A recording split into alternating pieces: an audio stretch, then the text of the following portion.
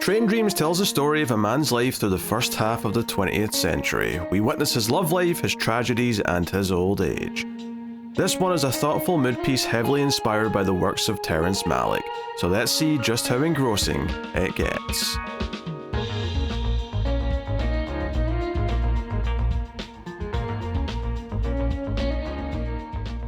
Welcome everyone to the Collector's Cut. I am Peter, and joining me as always is David. A dead tree is just as important as a living one. This is a movie podcast, and we are currently doing a 2025 season where we're working through a bunch of acclaimed 2025 films, and today we are looking at a movie called Train Dreams, which came out, it did come out with a small theatrical release, but is basically a Netflix movie. That's where you'll find it, by and large. So this is a meditative drama set kind of in the early part of the last century, and it stars Joel Edgerton as it basically just goes through his character's life. This tree logger, his family life, what he goes through, the ups and the downs, the triumphs, the tragedies, and that's basically it. It's very much a straightforward kind of like slice of life type movie. Yeah, it reminds me, not in structure and not in how they handle it, but in terms of the big picture, Benjamin Button. It's very much like, let's just go through this guy's whole life and just the little tribulations that go along the way. That's a very weirdly specific thing to compare it to. It's one that we did on the show. Everything. Sure. It's not something with like a plot, so as to say. It's just this overarching themes. I feel like there's a lot of normal versions of what you're comparing it to. Yes. You could have compared it to, but you went with Benjamin Button. With the weird... It's the only one I could think from the show. Yeah. I want to assume that audiences never watch anything besides what we talk about. Yeah, I was going to say Supernatural. I don't know if you'd call Benjamin Button Supernatural, but you know what I mean. There's a gimmicky thing. There's a extra thing added to it. Anyway, so we'll start spoiler free, of course, as we always do. We'll give you a warning before we get to the spoilers, and if you're enjoying the show on YouTube, please do hit the like button. It helps us out a bunch if you do, and of course you can support the show and help keep it coming over at Patreon or via YouTube membership and get some bonuses for your trouble, but I'll tell you more about that at the end of the episode. So yeah, Train Dreams. This I've heard it recommended to me by a couple of people, and like a lot of the movies that we're doing this season, I looked at a bunch of like top 20s, top 50s of the year the websites had made, and like what was popping up in a lot of different lists and what was sticking out to me, and this was one that was popping up quite a bit. So we'll get into it. Did you know much about this before we watched it? No, nothing at all. I thought so. For anyone who doesn't know me personally, I work around books pretty frequently. That's like my day job.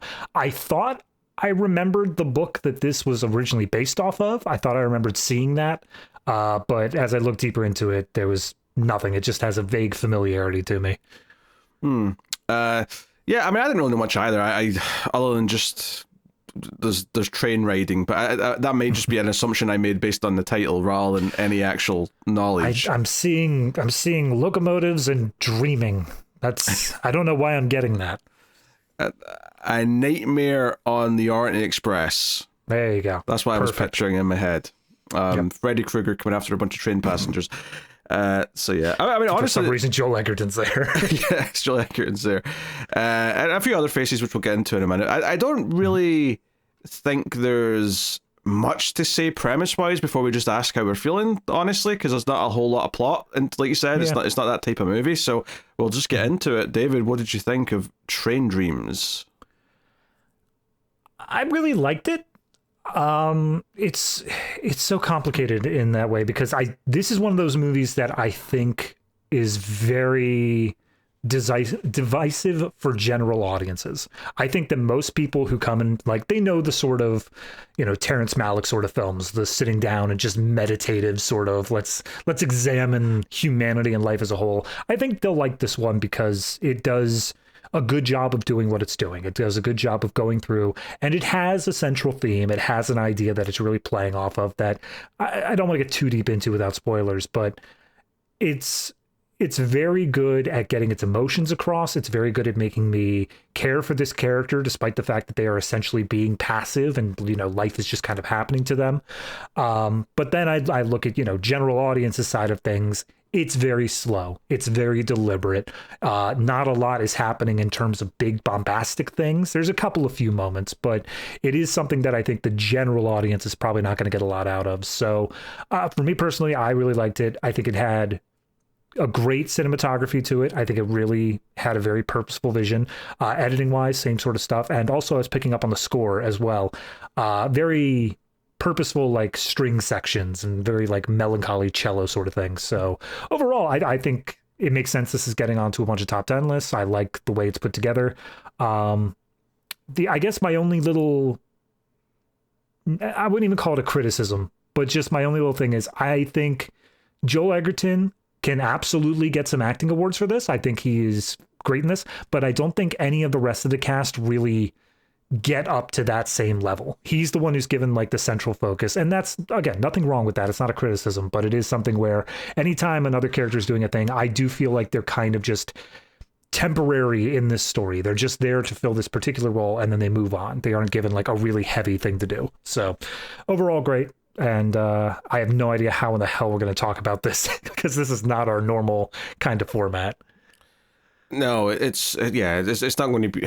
I mean, maybe some of it will be in order, but it's not like a go through the plot type movie in quite the same way. I could probably sum up the plot in about 3 sentences, and then we'll just start examining parts of it that are interesting or more, you know, worth talking about. I think it's good. I don't think it's great. I think I'm kind of a little bit more reserved, and I think the cinematography is fantastic. I think it looks gorgeous pretty much the entire time. I think that the performance from Edgerton is very, very good. I think the acting in general is good, but he, as you said, he's the one who gets to focus. He's the one who gets all the dramatic moments. He's the one that gets to do all the subtleties and the big swings. He gets to do all of it, and that's the heart of the movie, and it absolutely works. It's one of those things though where like this is the type of film because it is, and I think Terrence Malick's the best thing to compare it to in terms of like mood and like pacing and that type of thing. It's a little bit more streamlined than I'd say Terrence Malick tends to be, but it's definitely in the kind of similar wavelength of terms of the audience that's going to like it and how it's going to work for some people. Right. And I think, and I in the past have enjoyed some Terrence Malick stuff, but I find with this type of movie, like it can very much really, really live or die on basically if you connect with it quickly, if you're into kind of the tone that it's going for and the mood that it's going for. And honestly, this is a big one. Just what mood you're in when you sit down to watch it. Oh yeah. Because I think if you sit down to watch this and you're not in that I want to be reflective and think about life and the universe and my place in the universe, I think this will hit a brick wall with you where you might not. And I also think that there's certain types of people who it will hit harder for, depending on what they've got going on in their lives, whether they'll relate to certain parts of the character. I think someone who, like, if you're someone who's just had a kid, I think this movie's probably going to hit in a number of different ways. There's a couple of other things that I would say, but that's more spoilery to say. But like, there's like other people who may have had certain experiences that might really connect with some of the things going on in this movie, for sure.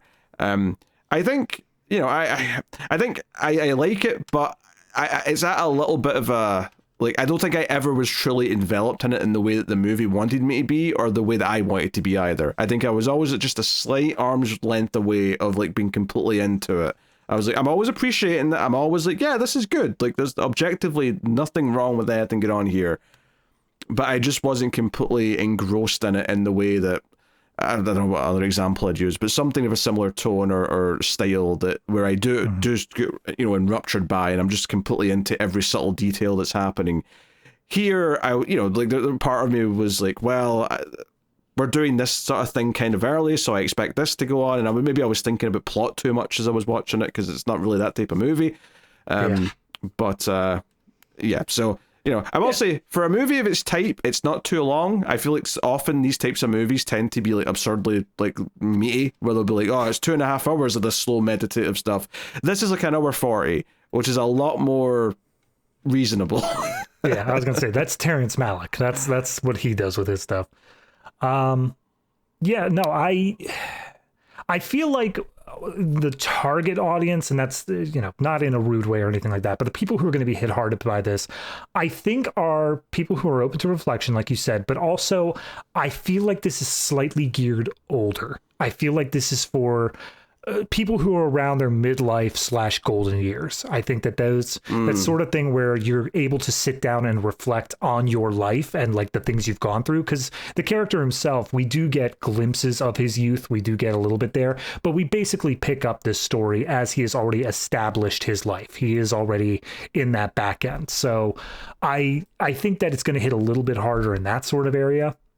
But that's not to say there's nothing for anybody else. There is the core theme of this is kind of looking at the idea of the world and sort of like the randomness that is inside that, and how do you deal with that? How do you find your place within just these things happening both to you and around you? And everybody can relate to that. I don't think there's anybody who doesn't find themselves a little bit out of place at times. So there's definitely a spot for everyone. But I do think that the older you get, the more this is going to hit, the more it's really going to be like okay, I get it now. I mean, I think the last half of the movie does work a bit better than the first half. So I think there's maybe some strong arguments there that a lot of the reflective of stuff of like getting near the back half of life and sort of like starting to understand things better and seeing the passage of time, which is a big theme of the movie. I don't think that spoils anything, because, this is about a guy's life basically from start to end. Not that it really dwells on his childhood or anything like that, but it kind of is about this idea of him going from being a younger guy to an older guy and kind of seeing how much the world changes. And there's some pretty big visuals in the last 10 minutes that make you realize just how much the rest of the world's changed away from where he's living, because you're like, oh yeah, all of this has been happening because we know what year we were in at the start of the story. It makes sense that all this stuff is here now, but he's just been staying away from it. So when he sees a lot of this stuff, it's like, whoa, he just stepped into the future almost. And it's just, there's a little bit of that realization to go along with it. So, no, I mean, it's definitely a character piece and a mood piece. That is absolutely what it is. I think if you know that going in and you're settled for that, I think that you've got a fair chance of really connecting with it. And I did to a point. It's kind of the sort of thing where it was just, like I say, it was just a little bit arm's length, where I was always kind of aware that I was watching a movie, and I was always kind of just taking it in that way. And, the movie we watched last week, I really liked. So I was coming off a high from that. And then this is, it's not that. It's not thrilling. It's not these things. It's very different. I don't know what I expected, honestly. I don't know how strongly I was expecting to feel here. I think it's very, very good. I just don't think I completely resonated with it as much as I wanted to. Yeah. No, I get that. I get it. For me, and maybe this is a kind of a byproduct of the fact that it is a Netflix film. It is primarily that. This strikes me as the kind of movie that is making a big splash right now, and I do like it, but I for whatever reason, I don't see this being something that is really going to be talked about or remembered 5 years from now. This is going to be something that's just like, yeah, okay, that movie existed, but it's going to be something that's just part of a catalog rather than something that people really seek out. Well, a big part of that, and this is getting into a whole other discussion, so I don't want to go into it too much, but is that you can't just buy Netflix movies, typically. You can't own them digitally or physically. They're just only on Netflix. And at least for me, that's like a weird, closed off thing where I'm like, well, if I can't add it to the library like all the other movies I like, it feels oddly like it doesn't exist, really. Yeah. It was a weird thing, but I feel that way with a lot of Netflix stuff. Luckily, there's only a few Netflix movies I actually really like, so it's not actually come up as a problem for me that much. But I mean, this is definitely. I mean, if we're obviously this feels more like a movie Netflix acquired as opposed to started from scratch, and I mean, hey, this is one of the better things that they have put out or acquired. Certainly, this ranks up there for sure. Yeah, I mean, I'm always, anytime that I see Netflix saying in select theaters, whatever, I feel good about it because that's the ones that they feel confident enough to submit to award season. Because that's always the only reason they do it, is they put it in theaters for just hitting that bare bottom number to get into the awards. Yeah. And I think it is nominated for a couple things. So, Honestly, I think we have to go spoilers. I don't know how much more. I mean, I guess we could talk about the cast a little bit, some of the other names that pop up in here. We have Felicity Jones, who, it's only been a few months since we did Rogue One, funnily enough, but here she is, as one of the prominent roles in the film, as Gladys. We also have Kerry Condon in here as well. Hiding her thick Irish accent yet again. I say that because I watched Criterion do those Criterion Closet videos where like an actor or director, whoever, will be like, hey, go into the Criterion Closet and pick out like a handful of movies and explain why you're picking them. She did that, and I knew she was Irish, but she sounded so Irish. Like, I was not prepared for the level of Irishness coming out of her. I mainly know her from she was in Better Call Saul, but she's popped up in some other things. She was in Banshees of Inisherin. She's been here or there for the last like probably decade at this point. Yeah, I've seen her around. I think she's been on this show every once in a while. Yeah, I vaguely remember the name.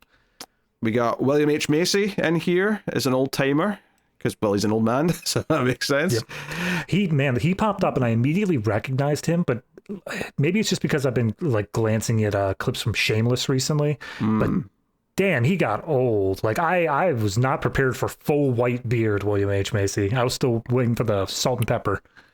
No, because we saw him in on Ace or Sci-Fi podcast. We saw him in Kingdom of the Planet of the Apes, if I recall, and he was, right. He was pretty much the same age in that, give or take. Yeah. So yeah, give him a chance. We also have Clifton Collins Jr. in here in a very, very small role, admittedly, but I recognized him because he's from like Westworld and some other stuff. So you might know his face. Apparently, Paul Schneider from the first couple of seasons of Parks and Rec was in this movie, but I never recognized him. Yeah, he was that one guy who I won't spoil it, but I'm going to try to remind Pete of it. The guy who was quoting Bible verses at the like very beginning. Oh man, he looks a bit older in this then, because I did not click with me at all. I kept looking for Mark Brandanowitz, and I did not see Mark Brandanowitz. Nope. Time hits us all. Yep. Okay. Fair enough. And that's the big names. I guess the other name to mention is the narrator who comes in is Will Patton, if I remember his name correctly, and he's an actor who's been popping up in small roles. In fact, we saw him quite recently on Collector's Cut. He was in Armageddon. Oh, he wasn't he? He was the one who wasn't allowed to see his child in Armageddon, and he dropped off the toy, and then the mum was like, "Wait, he's an astronaut now? Okay, I've made some mistakes. I'm going to let him back into our lives." That was him. Fair enough.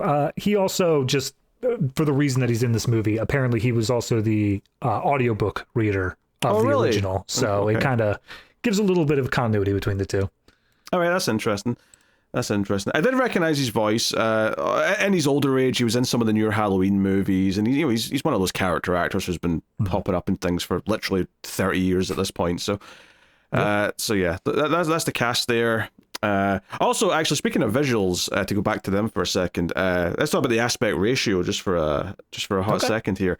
What aspect ratio did you, without looking at it, what it is? Yeah, I watched it on my TV. And as far as I can recall, I believe it filled my whole TV. But now that I'm thinking about it, there might have been black bars on the left and right. That is correct. Am I correct in that? Yeah, there was black bars on the left, unless you were doing some horrible zooming like an absolute savage. I scaled a fit. That's my way of doing like things. A savage, right? If anyone wants to know how I'll be prejudiced against people, it's people who zoom in to get rid of black bars on their TV. That's the people who I'm rounding up. I don't zoom in. I specifically I stretch it. I stretch it to fit the screen. That's even worse. That's even worse than cropping, you savage. But it's actually a weird aspect ratio, because I think if I said, okay, guess what aspect ratio that is, you'd probably guess 4:3. I mean, that's the thing, is like, because I pretty much feel like it filled my whole TV. I wouldn't say 4:3, but the black bars definitely were not thick enough to be 4:3 either. So I'm guessing it's some like, I don't know, 7:6 or something, 7:5. Like, it's some weird number. Okay, all right. First of all, unless you're talking about 4:3 or 16:9, whatever by one. It's always to one. You always go by to one, and even then, I like to say those to one as well. 4:3 is 1.33 to 1. and 16 by 9 is 1.78 to 1, for the record. Anyway, this is getting ultra technical. The point I was getting at here is it's a slightly weird aspect ratio because it's slightly wider than 4 by 3. I looked it up because it's not a normal one that I could have guessed, right? Because typically you have two ratios where there's bars at the side of your widescreen TV. You have 4 by 3 where you get the thick bars, and then you get the thin bar ones, which is about 1.66 to 1, which is something that a lot of old European movies were shot in, and you get the odd thing shot in that ratio. But these black bars were thicker than that, and I'm like, okay, this is a weird ratio. What is this? And apparently it's 1.45 to 1. It's a weird, just slightly wider than 4 by 3 ratio. What's the IMAX ratio? Because I know that's something close to that. There's multiple IMAX ratios, depending on like where you're... I mean, I think the IMAX film is... I pulled it up and it says the original is 1.43 to 1, so it's close. It's close, yeah, but like depending on the IMAX, like some IMAXs show things at 1.9 to 1, some show it in that original ratio. I don't know, the IMAX gets a bit more complicated to deal with. Gotcha. But I don't think this was shot in IMAX cameras, though. No. It was my first thought. Anytime I see a weird aspect ratio, I'm like, it's probably doing some IMAX weirdness or something in the background. Well, when Netflix started making content, bizarrely, they kind of normalized the idea of doing like a weirder, like, widescreen ratio that was in between your traditional CinemaScope and your basically 16 by 9. Basically your 2 to 1 ratio. Like Stranger Things is kind of in that ratio, and a bunch of other originals from Netflix and it was kind of weird. It was like, okay, why are we doing weird ratios now? But fine, I'm not against it. But yeah, I'm always up for a little bit of a funkiness if it adds to it. My thing is anytime it changes mid movie, that's when I really notice. Oh, sure. Anytime that there's something where like all of a sudden it's like, wait a minute, we weren't in widescreen 5 minutes ago. It depends if it's a creative choice. Like if you're watching like a Grand Budapest Hotel where there's 3 different aspect ratios and each one means a different thing, it's perfectly fine. Right. Yeah, that's what I mean. If it's just because they suck at filming, yeah, I'm not gonna give them that. What you're saying? Christopher Nolan didn't know what he was doing with the IMAX scenes from The Dark Knight? Is that what you're telling me? I'm pretty sure that was just kind of testing the waters a little bit. He was just trying to see if he could make this work before he filmed everything in IMAX all the time for the rest of his life. I mean, you say that, but he did it the same amount roughly for Dark Knight Rises, and he did it a little bit more for Interstellar, then a little bit more for maybe did all of Dunkirk in IMAX, I can't remember, but he definitely was building up to it. It took him several movies before he finally said, right, we can do all of it in IMAX. But a big part of that, to be fair, was that we made a camera that's quieter so we can actually record dialogue while we're using it. Which, it's a pretty big thing to get in the way. Whatever. Who cares about sound in a Nolan film? Not him. No. Okay, do you know what? We give him a lot of shit. It's like one movie has a bad sound mix. Just one. Yeah. But yeah, I'm expecting Odyssey to go back to that. Why not? We'll see. But I mean, that looks visually stunning, if nothing else. That's something we're looking forward to this year.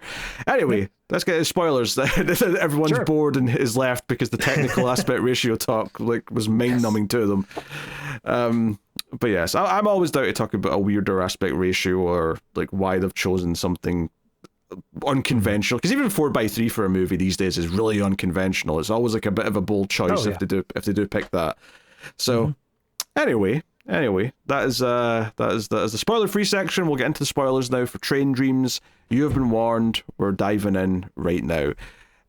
So, all right. To sum up the entire plot of this movie in about 20 seconds. Joel Edgerton is a logger. He's drifting through life. He doesn't know who his parents are. He meets Felicity Jones. They hit it off. They make with the romance, they build a cabin, they have a child. He has to go away every logging season for money and comes back, and he feels bad about that. They make plans to change things up and to get work back home. But in his last logging work season, he comes back to a wildfire and his wife and daughter are missing. He spends the rest of the movie sad and wondering where they are, and they're probably dead, and so on and so on. And yeah, until the end of the movie where he finally decides to live a little bit and sort of experience the world and not just be a hermit in his cabin dying slowly. As you're saying, I don't argue with you. You basically summed it all up there. But it almost feels against the spirit of the movie to boil it down like that. Like, you've actively gone against what the movie's trying to say. I'm just summing up so that any part we want to jump into, it's clear where we are in the timeline of the story. That's all. Just to be clear, the wife dying and all that, and like that whole thing pretty much happens at the midway point. Yes. And so his drifting through at the end, there are numerous different things that happen there. He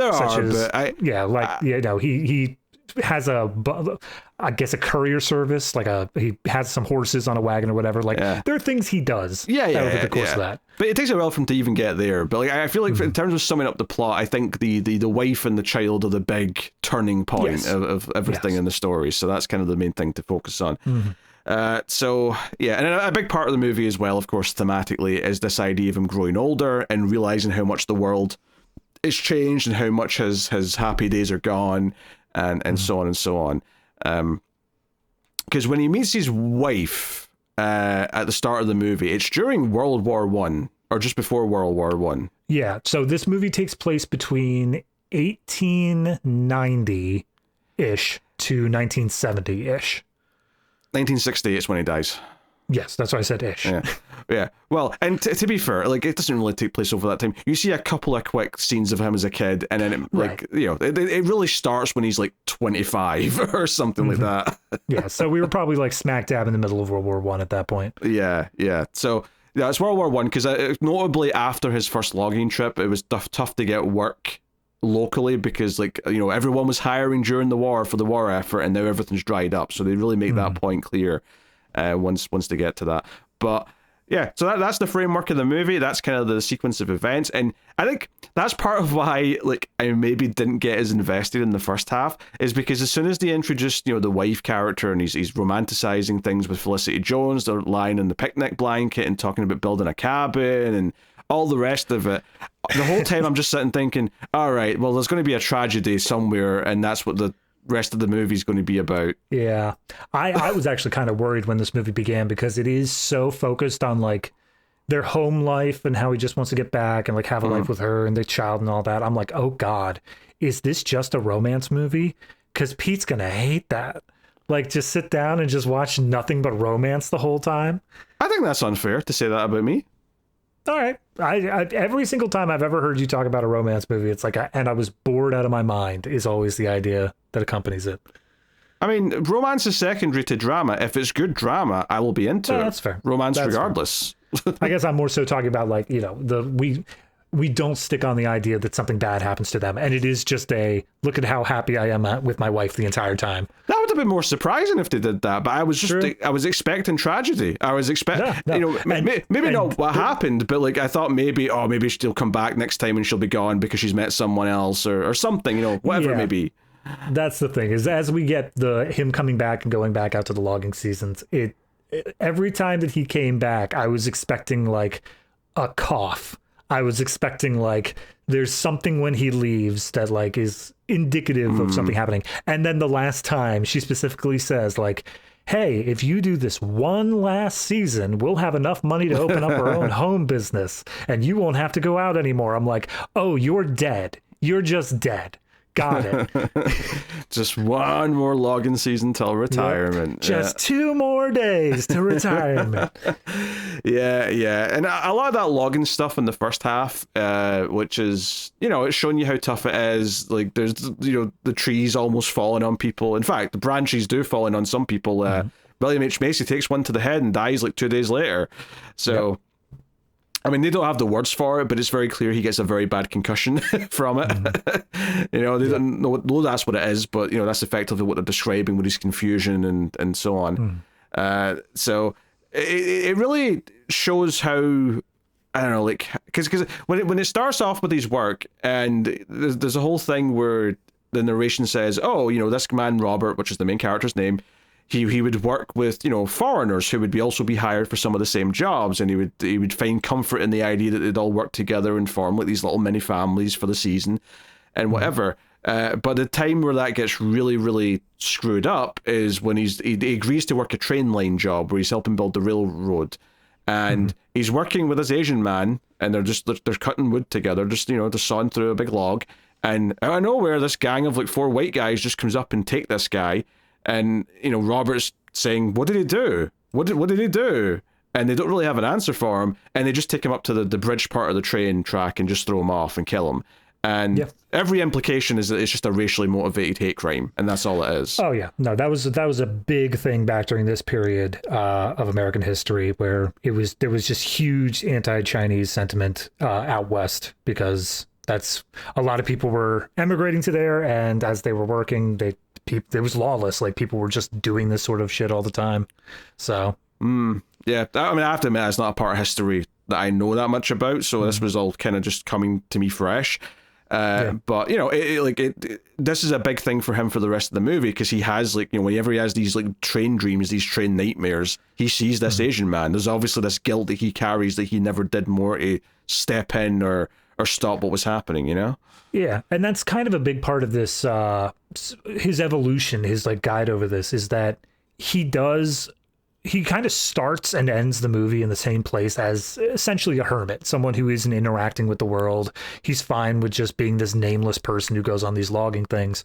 It's only when he meets his wife that he opens up to her, and it seems like it's just her and their daughter that he views as open. But this instance here, I think the narration specifically says, is like, he sees the violence of man. He sees like this underlying anger there, and he's turned off by it. Like, he doesn't want to interact with people, and that carries over through the rest of his life. He's always constantly like keeping things at an arm's length because of this.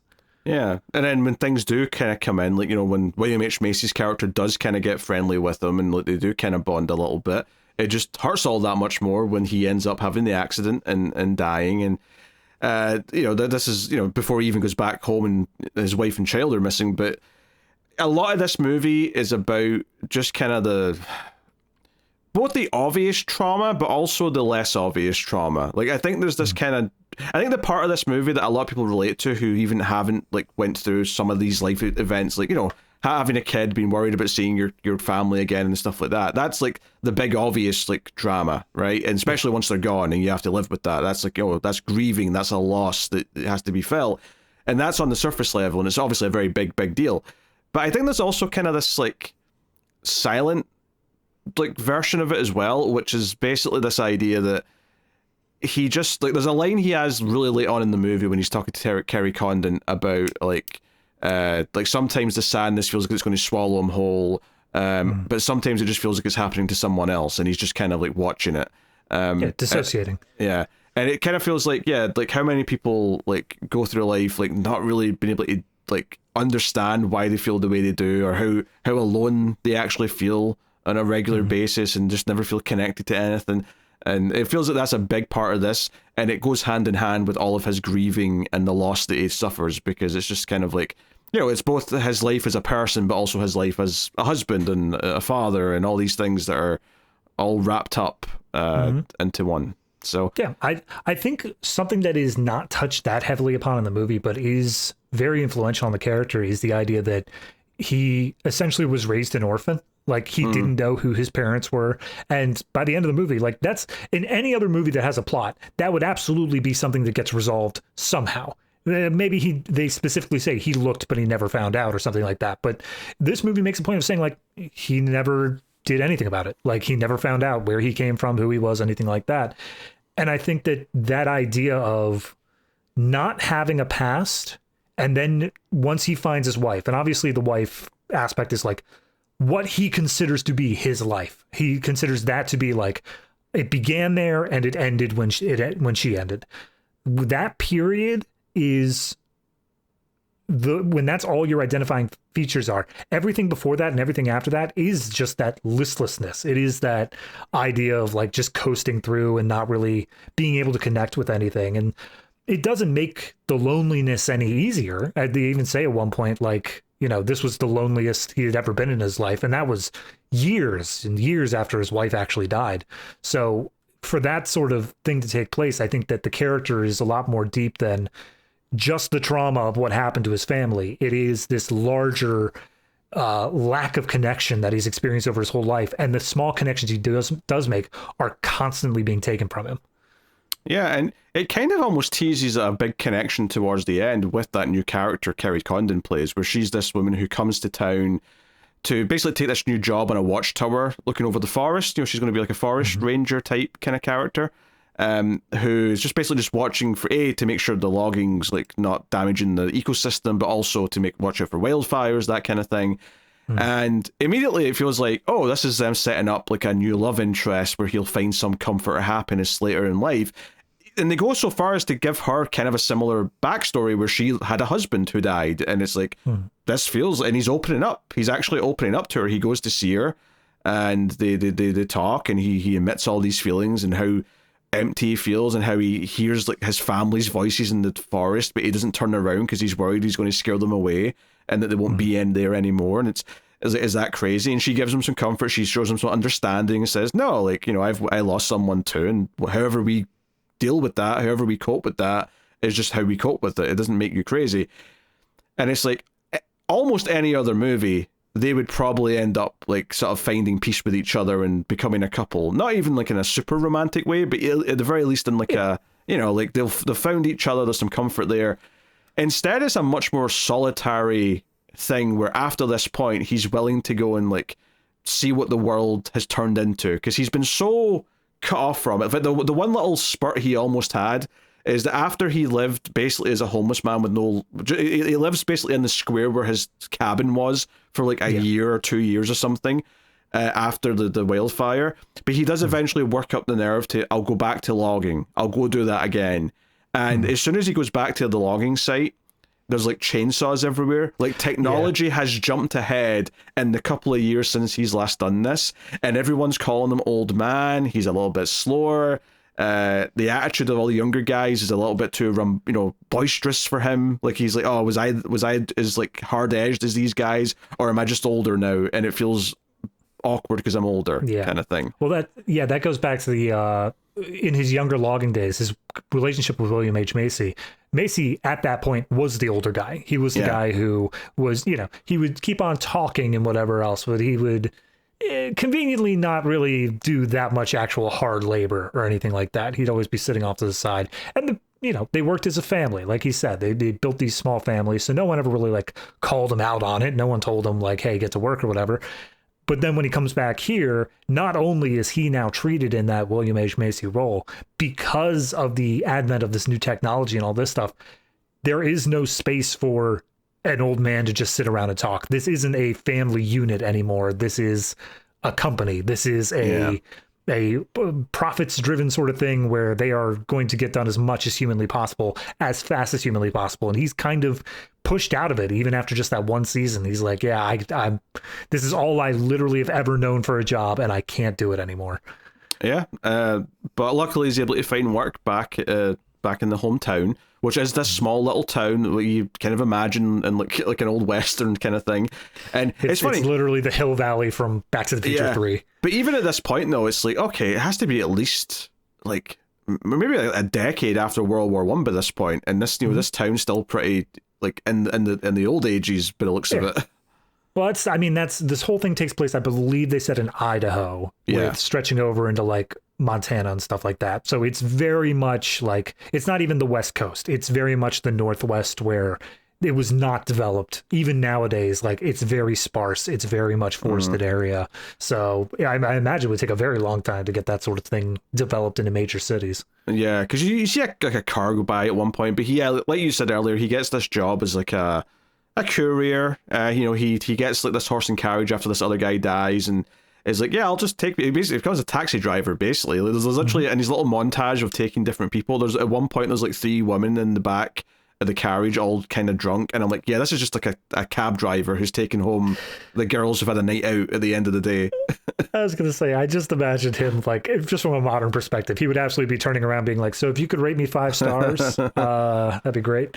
Yeah, and then that's how he ends up meeting Kerry Condon's character, because he was meant to pick her up at the railway station, and she started walking, and he finds her kind of a little bit along the path, and that's what gets them to talking. And she's the one who starts talking about the history of the landscape and how everything's connected, and how important the dead trees are, the live trees, the insects, all of it's part of the greater scheme. Yeah. However, it is important to note she's not the first character to talk about that. William H. Macy also says very similar things. And then there is I believe a Native American shop owner who he's somewhat friends with, who also has very similar connotations, very similar ideas. Yeah, they all come at different parts of his story, because obviously Macy's first when he's like working with him in these logging seasons, and then the Native American, who we see briefly at the store after the wife and daughter are gone. And again, it's not like they ever find a body, so there's still kind of this question mark lingering over it, even if like they're probably just dead. Like the Native American's the guy who comes and like checks on him. He comes up and finds him just sleeping there on the ground next to the charred ashes of the cabin, and offers him something to eat, tries to like just look out for him, give him a friend to like be there. Yeah, apparently like down in town, everyone talks about him as like the crazy guy who is just living out in the middle of this charred landscape, and it doesn't even have a roof or anything, but he's just like, yeah, no, I know you. I know what you went through. You're my friend, and I'm going to help you out. And helps him rebuild the cabin just like it was, pretty much, which also makes him sad, because it's like, oh, this is just like where my wife and daughter lived, and now it's empty and quiet, and all the rest of it.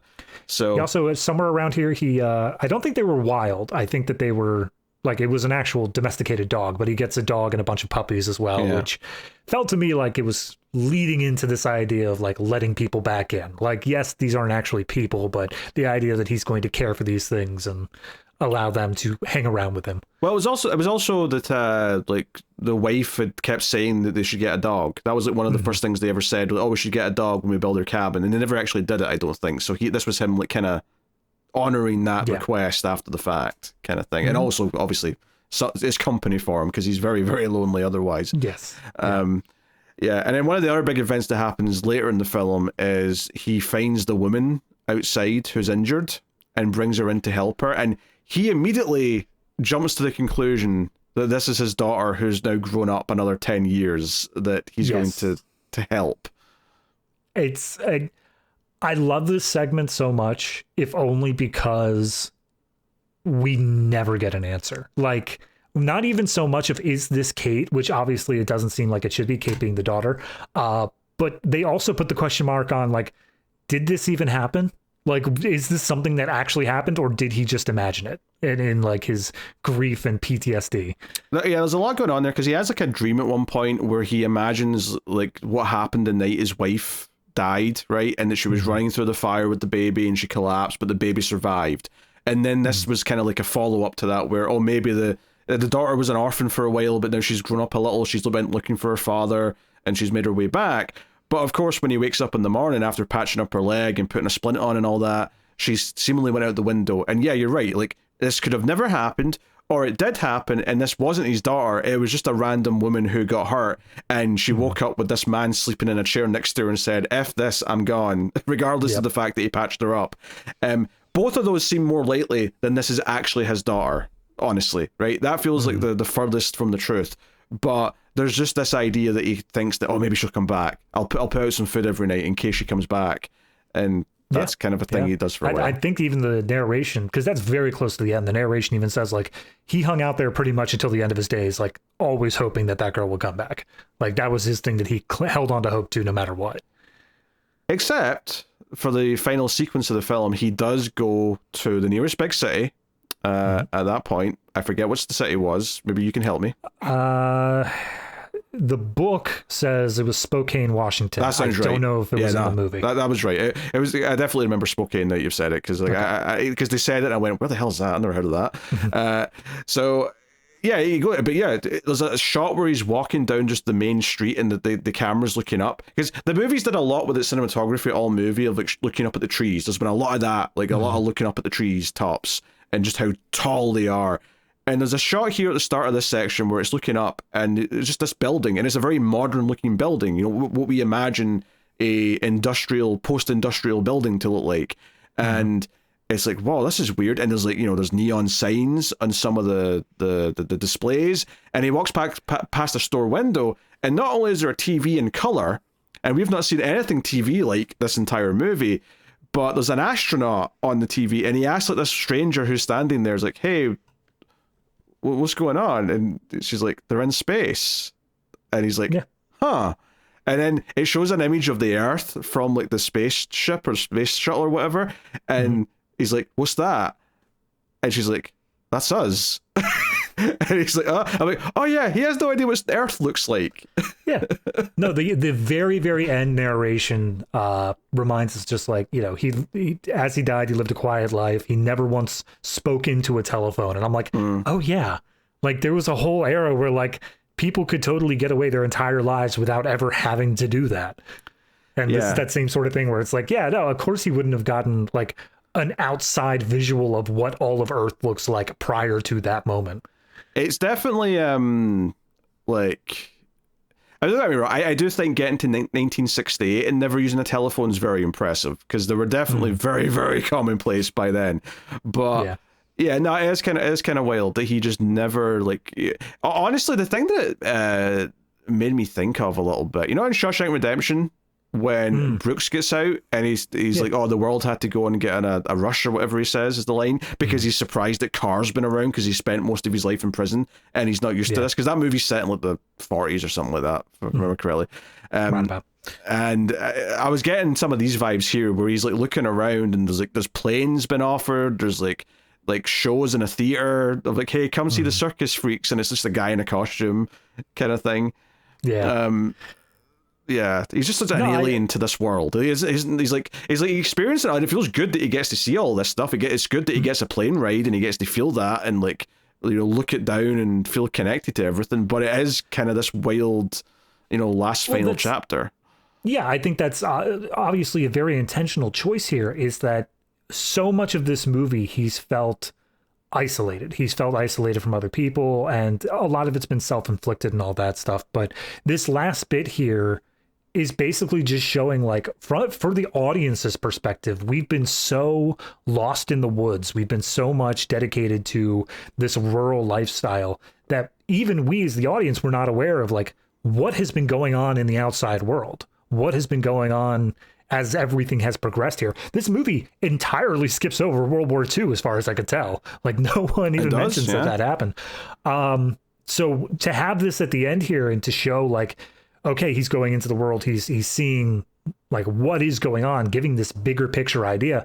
I feel like that's kind of the message of the movie at that point, is to kind of wrap up the exact final shots, is he spends some money to get a biplane ride, and it's just to get a bird's eye view of things. It doesn't go like, crazy high or anything like that. But the movie shows flashbacks to his wife, all the people he's met along the way, all the things that he's done, his entire life. And flash kind forwards. Of told out of order as well. Yeah, and flash forwards as well. And the ending narration basically says, and up there, as he lost all sense of up and down, he finally felt like he found his place. And I think that that's kind of indicative to what it was showing the audience there as well, is we get to see this larger world, and we now see his place in it. We now see like where everything fits together. And again, the larger themes playing here is that we are looking at how to deal with the randomness of life and how to deal with finding our place in it, how to make sense of like what we are doing here when everything else seems so insane and crazy and just out of our control. And I like the idea that in this last shot, it's kind of just showing like, yeah, it's out of our control, but like it is all part of one larger thing. We're all part of this one larger message, which goes back to what Condon said, which goes back to Macy said, like the idea that everything is all just part of this one larger idea, and it may feel out of control to you, but it is all connected. Yeah, there's even a little bit of narration before he gets to plane ride where it's talking about how he only just now is starting to understand what his life is, but he's so close to the end of it, relatively speaking now, which feels a bit cruel, but that seems like a very true to life thing as well, where you find that most people seem to understand and be content with what their life was when they're already too old to like do a lot of things. So I figured out my life exactly at 15 years old, and I'm sure I'm going to rediscover it at 55 of knowing exactly how everything works. Very good, very good. But it's this like, he's finally kind of willing to see what the rest of the world is, right? And it's not so much that he goes out, because I think the obvious thing, again, that you may have expected is, oh, he's going to go back to Kerry Condon and they're going to strike up a relationship. No, but he does go out into the world and see how big it's gotten. There's a conversation specifically with Macy early on where he's talking about how old the trees are and how they're like at least 500 years old, some of them even longer.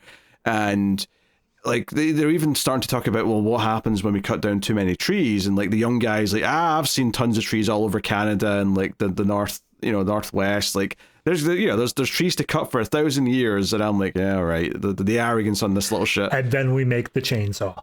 Yeah. But it's like, oh yeah, I mean, I'm sure I thought that when I was your age too. So Macy's already reflecting on like how he thought when he was younger. So a big part of this movie is just about basically getting old. And yeah, obviously some big things happen to him along the way that drive a lot of the emotional turmoil in the middle of the movie and like why he is the way he is for big chunks of it, for sure. But a big part of this ending is just this kind of like realization of where he is in the world and that he's equally not important in such a really small part of it, but just like the insects in the forest, he's also a important part of it. Like all of it's equally important.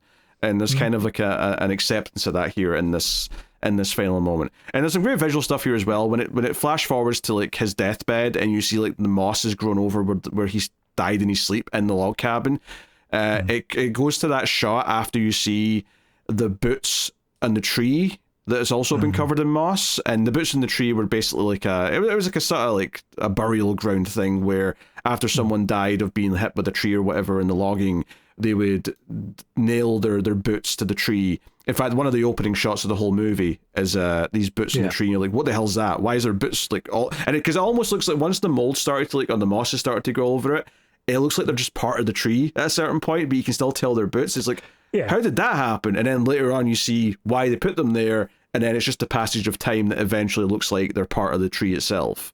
Right, but I also like the callback to the boots on tree that kind of make it not nihilism, but we see the boots on the tree to begin with. We then get the explanation that it's a memorial, whatever else. But then when he goes back for that one last season after the chainsaws have been developed, he comes across one of those trees with boots on it, and they're cutting it down. Like even the memorial is not going to stick around. It just goes to this larger impermanence of things. It's like, yeah, no, we'll do our best to remember, but like everything fades eventually. Yeah, everything goes eventually. And that kind of ties into Kerry Condon actually. Like her research in the landscapes and like wondering how it was when it was an entire sheet of ice, which almost no one knows or remembers. But she does. Like some people are still concerned about remembering what things were like a long, long time ago, but most people have moved on and do not. One thing I wanted to mention cinematography wise, first, I guess that Kerry Condon scene, I love they're on this kind of like lookout for the Forest Service. They're looking out on the screen, and it's very clear visual metaphors. It's very much obvious what they're getting at there. But in the final shot, as they're having their talk, it's from back inside the place, looking out at them through some windows, and as they're talking, he is still behind like a window, like with the lattice grid over top of him. Whereas she is on the side where there's an open window and like the sun is setting on her side as well. So it's like this beautiful image. And it's kind of just showing this idea that like she's found peace. At this point, she's found her peace. She's moved on. She's managed to get to here. Whereas he's still very closed off. And I think even the line that they say is where he's talking about how his wife and child died. And he's like, yeah, they were caught in the fire and blah, blah, blah. And he basically asks her, like, what do I do when I don't have anything else to give? And she points out, the world needs a hermit out in the woods as much as it needs a preacher in the pulpit. Like, whatever you're doing is how you were meant to do it. You don't have to concern yourself with how things should be. Like, this is the way things are. Yeah. Yeah, and relatively speaking, she's doing all right because her husband died about a year ago, and she's found peace, as we're pointing out. He's years removed from his tragedy, and he's still now. Admittedly, his came out of nowhere. His was a lot more of a sudden shock to the system, and he only got to spend a relatively short amount of time with his wife and child, right? And I'm not even talking about him having to leave to go in the logging seasons. Even just like time from when he met her to when they went away. Could have only been a few years. It wasn't a long time. Where she spent years with her husband, and they also knew he was sick for a long time. Like, this was a slow process of him dying. So arguably, she got to... Well, it was always going to be hard when she hits that final hurdle. there's a lot of preemptive, like, making peace with what's happening before it actually does happen. I would argue in that case. You make your peace and you're able to, like, prepare yourself for the grief that's about to come in store. And that's why it hit him so hard, is like, he lost everything. And of course, 2 days before retirement as well. Like, it's absolutely something that he could not have prepared for. And so it takes him a lot longer to process that grief. And then on top of it, like, you're able to process grief in different ways, but I don't think anyone would say a healthy way is to just sleep on the charred floor that once was your home. Like, he doesn't have a healthy way, a place to go to be able to work this grief out in a good way. And that's why once we get back to Kerry Condon's character, that he's able to finally talk about it. He's finally able to, like, have someone who's been in at least somewhat of a similar situation. It feels like he's actually starting to process things. And even though it still takes years for him to get out in town, I don't think it would happen if it weren't for being able to talk to her. No, I don't think so either. There's a point it makes as well that when he's in the city and he goes to the bathroom, and it's the first time he's seen his reflection in a mirror in 10 years, which is... That's insane. Yeah. I mean, surely he's looked into the river at least, and saw it on a clear day and seen his reflection. You'd hope. I mean, not as clear as a mirror. I'm sure you would still be able to make out, like, oh boy, I am looking old.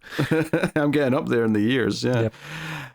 Couple other tiny things to mention, mostly from the first part, is that there was a guy who kind of gave a eulogy for William H. Macy after he died. Mm-hmm. And he's like, yeah, he was a friend, he was a good guy, whatever else. And then during that last logging season, when he's feeling too old, they meet up again, but he has some level of dementia or Alzheimer's or something like that. And he's not, first off, he barely remembers Robert. He might just be faking it, but he also asks, like, oh yeah, I haven't seen William H. Macy in a while. How's he been? And you just see, like, Edgerton's face just drop, and he's like, I haven't seen him in a while either. I hope he's doing good. Yeah, well, because the whole thing with that conversation is Edgerton is saying that, like, how much things have changed and it's not like the old days. And then it turns out this guy can't even remember those days. So it's almost like a final nail in the coffin of, those youthful years are gone. Which, on that topic, there's a line from the narration. It's before that, not the last time, because the last time's obviously after the death of his wife, but what it's supposed to be his last time logging, before he goes on that trip, right, when the wife and kid are still there, and they're trying to make it work without him leaving. There's like, oh, he's taking odd jobs, he's doing this, they're struggling. It says, he was struggling constantly in that time period, but this would actually be the best day of his life. He wouldn't realise that till later, which is a constant thing of getting old. Like, you don't realise you're in the good old days until you're out of them, and that's the sad, depressing part of it. Mm-hmm. But one, it's foreshadowing for what's going to happen, but it also sets up that idea as well that, like, when you keep thinking about the future, you might not realize that you striving to that future in the first place is the time you're going to remember more fondly, because you had ambition, you had a direction, you had something you were going for. And that's the other thing, is that once his wife and daughter are dead, he doesn't have anything that he's going for. There's nothing direction in his life, Yeah. And that's what I said at the beginning, is I wonder, for people who do, like, have a tendency towards a normal plot-driven sort of movie and all that, whether or not they're actually going to like this person as a protagonist, because he's very passive. He's very much just, here's what life has handed me, and I'm just doing whatever it is. It's not like he's going out and searching for things. It's not like he's trying to do anything. He takes what's thrown at his doorstep and he just runs with it. And I like that from the viewpoint of what the movie's trying to say, of just this idea of this listlessness and this wanting for a purpose and trying to make things good after they've gone so bad. But I'm curious if the general audience would see that the same way. No, they're going to say it's boring. Well, why are you even asking this question? Of course they're going to think it's boring. Fair enough. This is too arty for a general audience. You know what? Like, if someone sees this and they say they like it, then I'm sorry, you're not in the general audience anymore. You like artier films. You can start looking for more. I wonder if this one got Best Picture nomination. Oh, I don't know. They nominated like 10 of them now, so it may have done. Yeah. Nominated for 4 Oscars. So, cinematography, music. Oh, I do want to talk about the music in a second. It does have Best Picture and Best Adapted Screenplay. Interesting. Yep. So, yeah, no, on the music, it's very, like I said, a very like melancholy sort of cello sort of thing going on the whole time. What it really reminded me of Not quite to the same extent. I think that the other movie did it better, but Arrival, where it just has this sort of timeless sort of like it's able to transcend the idea of like a specific point in this guy's life. Like it is able to continuously play throughout the movie, and it does always kind of feel appropriate of he's constantly in this state of just wanting and trying to make things better, but like again, he's so passive with it that it's just something that life is going to keep on knocking him down over and over again. Yeah. Our sequence, we should probably just mention briefly, is on his second logging trip. Like a man shows up and kills Mark Brandanowitz because he killed his brother some years prior. I think it's like 1890, it's like 20 years ago or whatever it is. But he shows up, everyone kind of like freezes, and he says, "Is this man here, this guy from New Mexico?" And after a pause, Brandanowitz tries to run away and he just shoots him in the back. And the guy turns around and says, "Look, this guy killed my brother so many years ago. If anyone's got a dispute with what I just did, like, let's have it out now, because I don't want to be looking over my shoulder." And everyone just stays quiet. He's like, "All right then, sorry for interrupting you." And he just goes on his way. Yeah, that sequence is part of like the larger idea here, where we see that Mark, prior to this, like as he knew him during this logging trip, was in love with the Bible. Like he was constantly quoting off verses. He was a very Christian man. He did all this stuff. And whatever he did back in 93 to kill this guy's brother, it feels like there was a complete change. It feels like he had completely changed his life and he was no longer that person anymore. So we get into this conversation just afterwards where Edgerton's talking to Macy and it's like, do you think that the bad things that you've done in your past follow you? Do you think there is like this idea of karma or anything like that?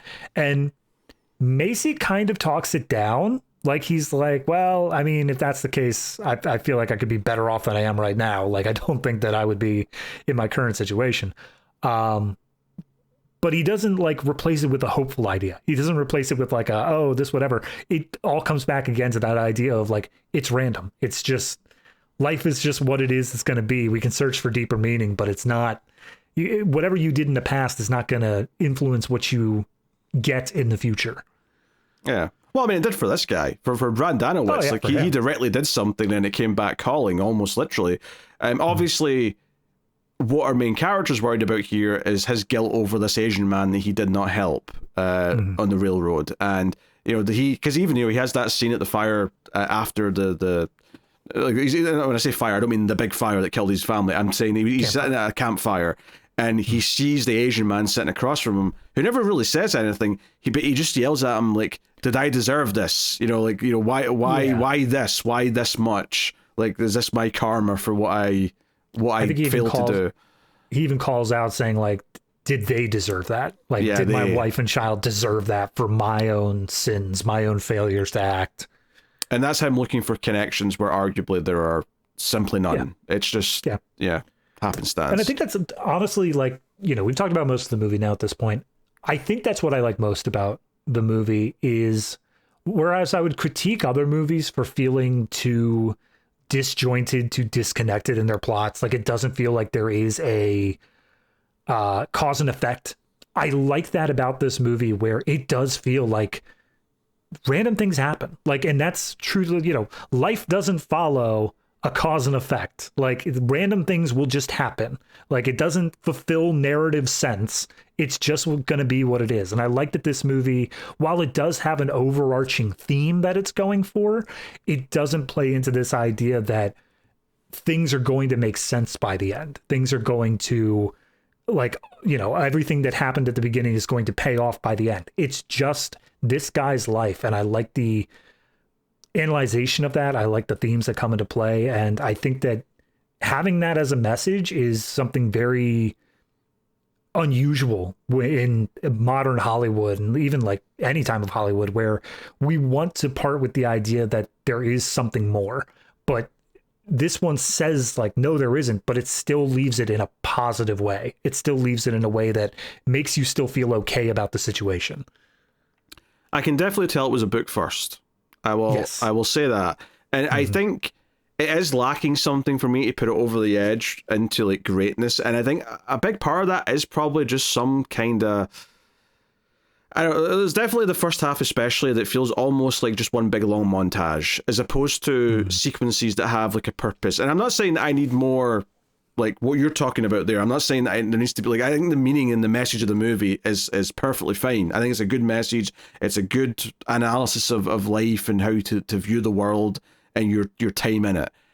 But something as simple as like just something like in the sequences themselves, the scenes themselves, to make it feel like, you know, like instead of feeling like we're just getting like a narrator tell us he met his wife, give us the sequence where they actually have a conversation and you can see them falling in love, rather than just telling me they fell in love and they just smell at each other once and now they're together on a picnic blanket talking about getting married. You know, like it feels a little bit too photo album maybe, and it's like story layout for me, especially in the first half when it's doing a lot of that setup, and there's almost like a sort of structure to it where it's like, oh, he goes off to go logging and he comes back and they're getting more and more like frustrated by that, and he goes off to go logging again. Oh, we really need to decide, you know, how we're going to deal with this. And you know, I think there's maybe just I think there's a balance to be struck where it still feels slow. I don't want it to be quicker. I don't want it to have like even a lot more plot, but just give it something where the individual sequences have a sense of direction on their own, like a sense of,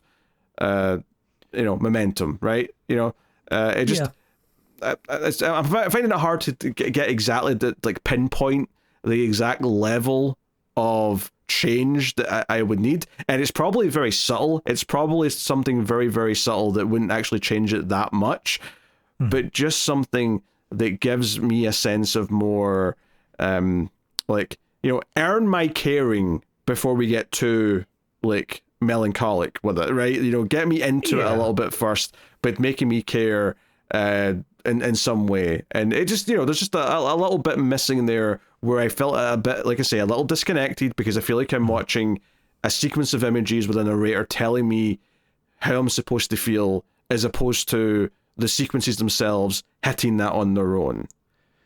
From a presentation standpoint, I agree with you. I will say I don't think this movie really truly grabbed me until probably like the 45-minute mark.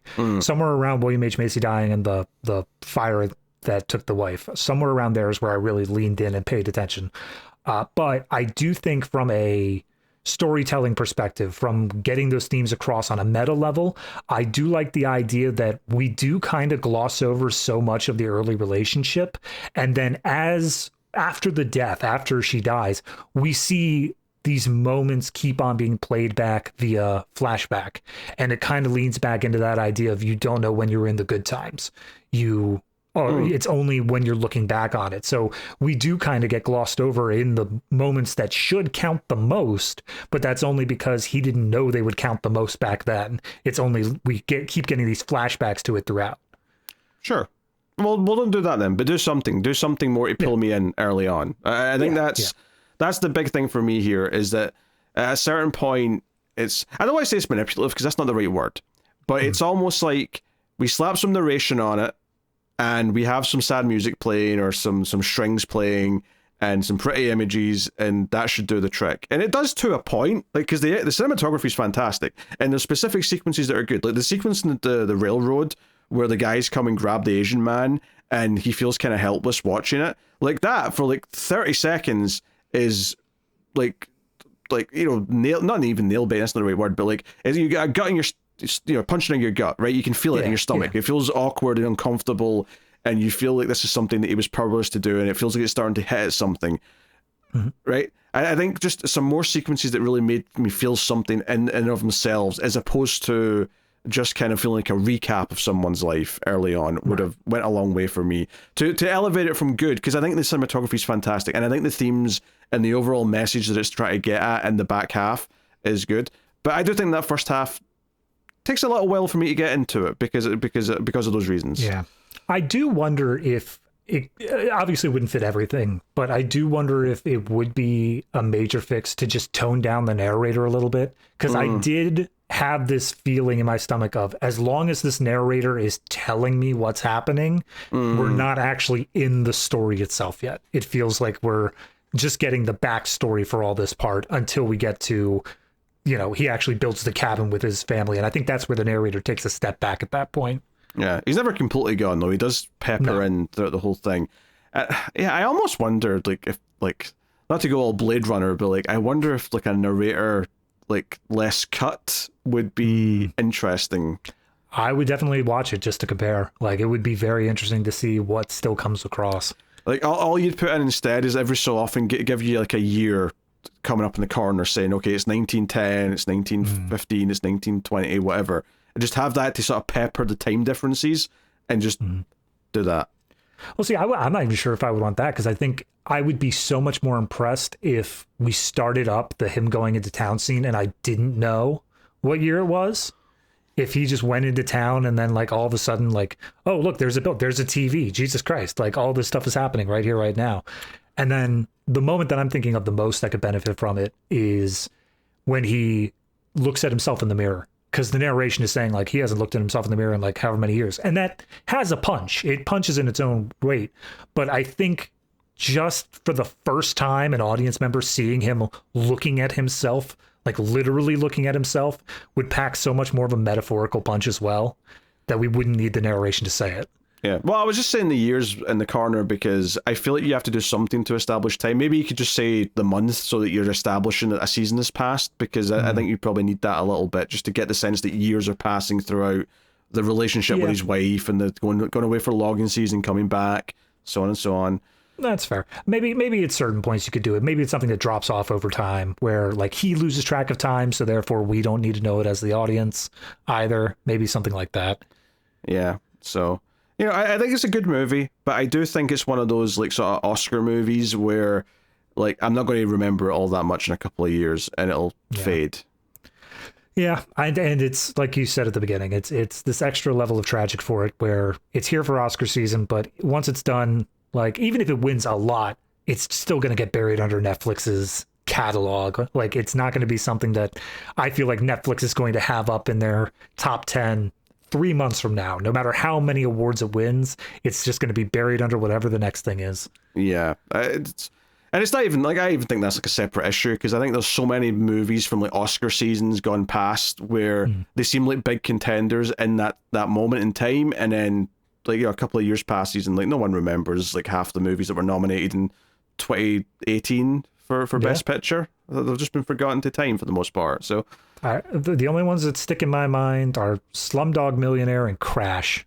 Anything else, I'm like, yeah, maybe that was a Best Picture nominee. Beats me. I'm not going to dignify that with a response. All right, David, what are you rating Train Dreams out of 10? Sometimes when we talk about these things, it changes slightly as we examine and talk about themes and all stuff like that. This one, I felt like talking about it might have lowered it. Oh, it went down. Before, like, no, that's what I felt that way before we started talking about it.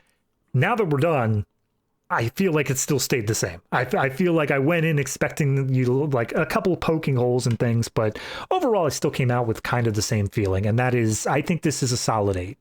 I think this is, it's a great film. It has wonderful aspects to it. I love the themes to it, but it does feel very much like I'm not going to revisit this one. It doesn't feel like something that I am going to come back to. As great as all the qualities are, it does feel very, strangely enough for the themes of it, it feels very impermanent. It feels very much like a temporary little thing that it's great. It does what it needs to do, but it will not be an all-timer that I'm going to just come back to over and over again. So solid 8's definitely still good for what it is.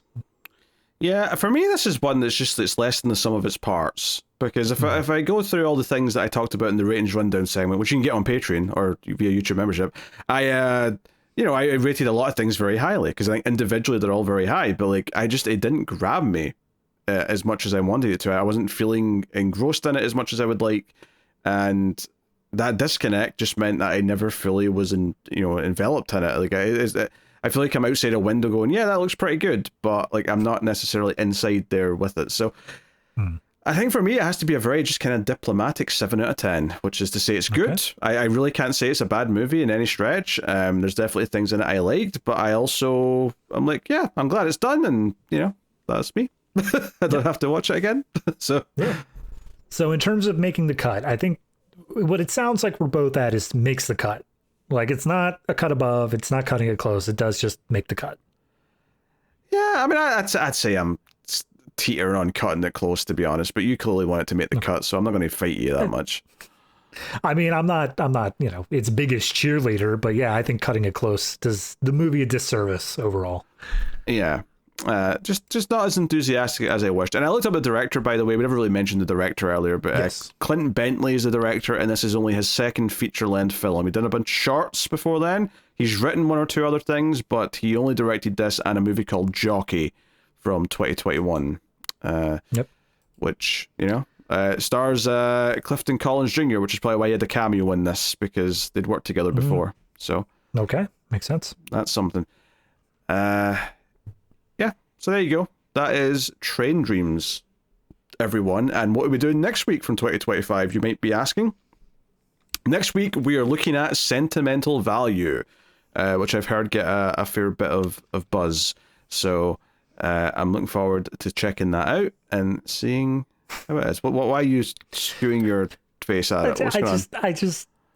I Googled it because I'm like, all right, let me see where I can view it. Let me see what I can do here. And the poster for it, I swear to God, it's Stellan Skarsgård. I swear to God, I thought it was Joe Biden for a solid 10 seconds. Okay, this is on you. I was like, why is Joe Biden just suddenly in this movie? Anyone, as long as this poster's still up, Google it and tell me it doesn't look like Joe Biden. Yeah, you've notoriously confused old men's faces before, though. That is correct. You have old man face blindness. I do the same with young female actresses as well. I think they also look like old men. So yeah, Sentimental Value is coming next week on Collector's Cut. Let us know what you thought of Train Dreams in the comments, though. And of course, you can support Collector's Cut and all the shows we do and get the bonus ratings rundown segments. You can get the monthly show extra reels where we review some of the worst movies ever made. In fact, there was a bonus one in February that was free for everyone called The Mummy Theme Park, which you can just get on YouTube. If you want to check that out and see what that show's about, there's a couple of free ones, but there's about 40 episodes in total, most of them being Patreon and YouTube member exclusives. There's some real turds in there, some of which we think are funny and some of which we were just in misery over, but it's a good time for you guys anyway, regardless. Yeah. So check out that, and of course you can subscribe and all that other usual good stuff that helps the shows out. But yeah, thanks to everyone who already supports us. We do appreciate it. And that brings us an end to the Collector's Cut. So thank you once again. We'll see you guys next time. Keep watching movies, and if you can get it, it's always nice to have diplomatic immunity.